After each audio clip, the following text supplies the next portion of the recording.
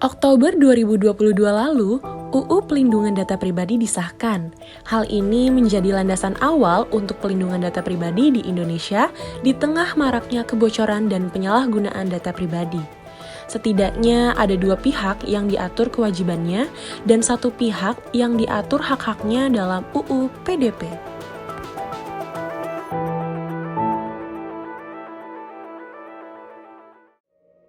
Pihak pertama yang memegang peranan penting dalam perlindungan dan data pribadi adalah subjek data pribadi.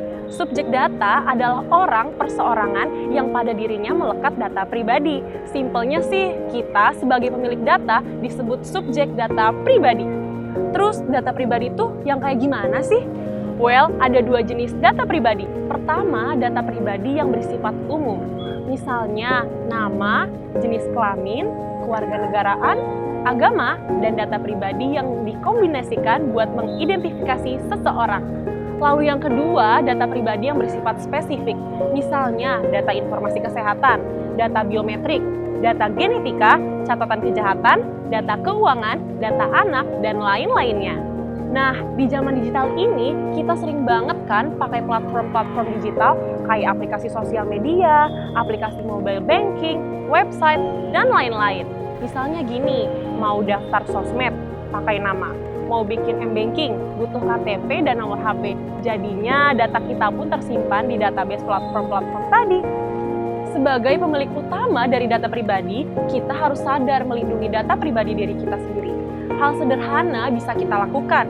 Misalnya, nggak sembarangan mengunggah foto KTP di medsos, nggak memberikan nomor ponsel kepada pihak-pihak yang mencurigakan, atau tidak dengan mudah memberitahu alamat rumah pada orang lain. Di luar diri kita, ada dua pihak lainnya yang mengemban peran penting dalam pelindungan data pribadi, yaitu pengendali data pribadi dan prosesor data pribadi. Pengendali data pribadi adalah pihak yang menentukan tujuan dan melakukan kendali pemrosesan terhadap data pribadi. Pemrosesan tuh kayak gimana sih? Oke, jadi ada beberapa aktivitas yang termasuk dalam pemrosesan data. Misalnya nih, pengumpulan data, penyimpanan data, analisis data yang ada, penyalinan data, pemindahan data, dan penghapusan data. Pengendali data pribadi bisa dari badan publik seperti pemerintah atau badan swasta, lembaga masyarakat, maupun lembaga internasional. Biar lebih kebayang, kita pakai satu contoh pengendali data pribadi ya. Misalnya, pemerintah sebagai pengendali data pada platform Peduli Lindungi. Melalui aplikasi ini, pemerintah perlu mengumpulkan data pribadi kita dalam melakukan pelacakan digital seputar penyebaran virus COVID-19. Dari data pengguna yang dikumpulkan di platform tersebut, pemerintah lalu melakukan penyimpanan dan analisis data untuk mengetahui berapa banyak masyarakat yang sudah vaksin, yang positif COVID-19, hingga melacak pergerakan masyarakat. Kalau dari pihak swasta, marketplace bisa menjadi salah satu contoh pengendali data pribadi. Kalau kamu mau menggunakan atau mengakses semua layanan yang diberikan, kamu harus memasukkan data pribadi, misalnya nama, alamat, dan tanggal lahir. Ya, biar paketmu sampai ke orang dan tempat yang tepat. Pengendali data jadi aktor utama pelindungan data. Soalnya kalau terjadi kebocoran data, pengendali data lah yang patut bertanggung jawab. Kayak kasus bocornya 3,2 miliar data Peduli Lindungi. Sangat disayangkan pemerintah belum memiliki jaring pengaman yang cukup komprehensif, semisal melakukan enkripsi atas data-data yang dikumpulkan. Pun ketika terjadi kebocoran data, pengendali data perlu melakukan audit dan investigasi digital forensik. Dari tadi kita sudah membicarakan dua aktor penting dalam pelindungan data pribadi. Ada subjek data pribadi dan pengendali data. Selanjutnya ada prosesor data. Prosesor data pribadi adalah setiap orang, badan publik, dan organisasi internasional yang bertindak sendiri-sendiri atau bersama-sama dalam melakukan pemrosesan data pribadi atas nama pengendali data pribadi.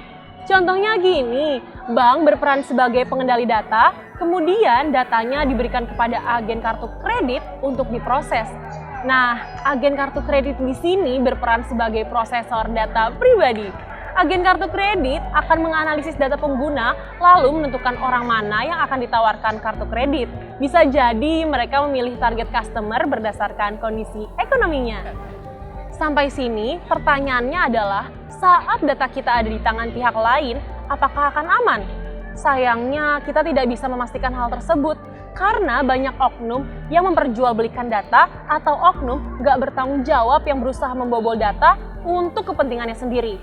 Nah, itu dia 3 pihak penting dalam aspek perlindungan data pribadi. Sebagai subjek data pribadi, kita perlu proaktif dalam mengamankan data kita secara berkala. Sedangkan pengendali dan prosesor data pun harus memiliki integritas dan tanggung jawab penuh dalam mengelola data pribadi. Kalau kamu sendiri sebagai subjek data sudah mengamankan data pribadimu secara maksimal belum?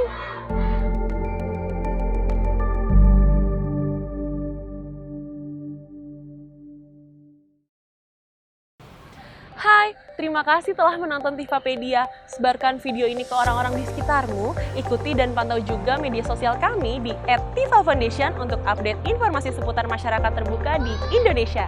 Terima kasih.